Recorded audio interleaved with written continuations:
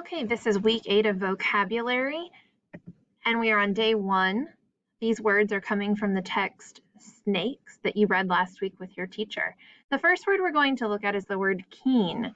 So we saw this word mentioned or described on pages 4 and 5 in this text, where they were giving us more information about a snake's body. Here's a quote from the text. "There's nothing extra about a snake. It has everything it needs to hunt and kill and not much more. Its keen senses guide it to its prey." So what does the word keen mean? It's sharp, quick, or alert. Animals use their keen senses to survive in the world, to find food, and to avoid danger. Why is having a keen sense of sight important for people? What about hearing and smell? If you have someone next to you, you can turn and talk or think to yourself. We're using this sentence frame right here. A keen sense of sight, hearing, and smell is important because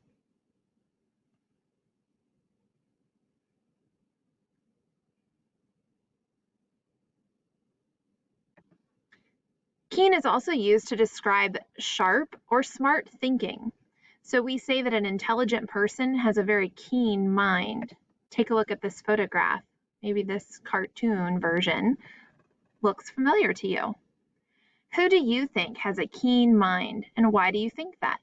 If you have someone next to you, you can turn and talk or think to yourself.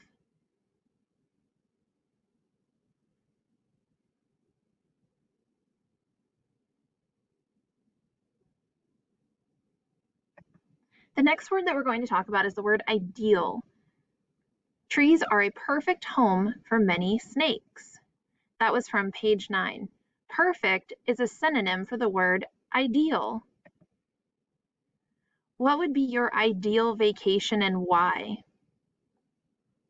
My ideal vacation would be, go ahead.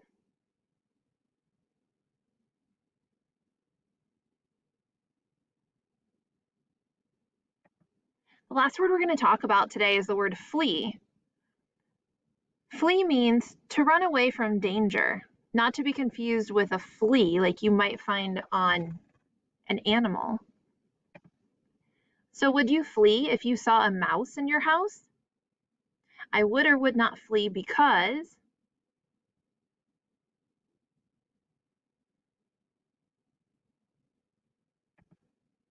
And the last example, would you flee if you were walking down the street and saw a crowd of people running toward you? Why?